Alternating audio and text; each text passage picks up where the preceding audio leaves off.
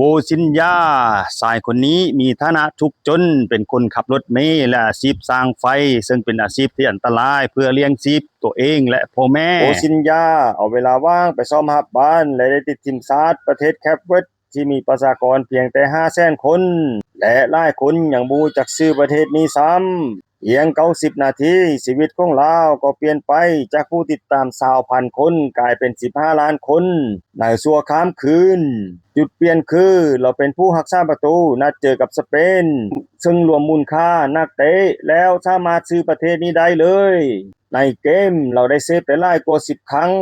จบเกม90 นาทีเสมอ 0-0 เจ้าตัวก็กั้นน้ำตาไว้บ่ได้ในห้องให้ออกมาด้วยความภาคภูมิใจพร้อมกับเกมพบกับอุรุกวัยแชมป์โลก2 สมัยก็เสมอ 2-2 นี่คือตัวอย่างที่ดีจากประเทศน้อยๆและคนคนหนึ่งที่สู้ชีวิตจนมาฮอดจุดสูงสุดได้